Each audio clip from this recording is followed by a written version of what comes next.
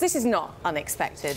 It's not unexpected, but it was an open question. Janet Yellen's term on the Fed as a governor runs until 2024, so she could stay on. It's been done once before. Marina Eccles was replaced as Fed chair in 1949, stayed on the Fed till 1951. But today, Janet Yellen is making it official. She has submitted a letter of resignation effective on her successor's swearing in.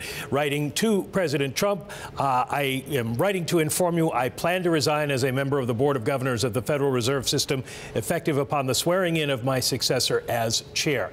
So we assume that will be that if she will fill out her term as chair, which ends on February 3rd. Jay Powell, providing he is confirmed, and everybody expects him to be, will be taking over that day, and she will leave not only the chairmanship, but the Fed board. And with this news being largely expected, it really doesn't mean anything, most likely, for Fed policy next year. Change the number of rate hikes, expected in 2018. No, it's not going to change anything in the way the markets look at the Fed and what they're going to do. And of course, the Fed is going to be responding to whatever we get in terms of economic data over the coming months. Jay Powell's Fed.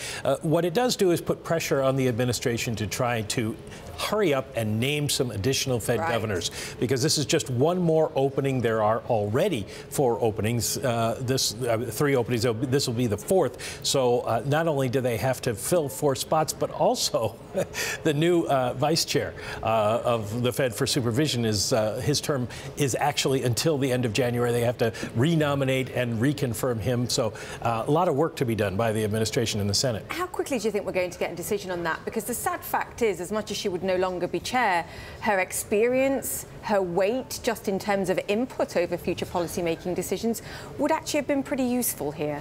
It might have been, although it might have also been awkward for Jay Powell to feel that somebody was looking over his shoulder, particularly a PhD economist who ran the Fed very well for 4 years. So in that sense, it's probably good news for him, but it does leave the Fed very short of intellectual heft. And so it is likely that you'll see pressure on the administration to come up with at least a vice chair. And there have been some names floated for that position. We don't know what progress they've made, but Steve Mnuchin told me in our interview 2 weeks ago that he expects something by the end of the year.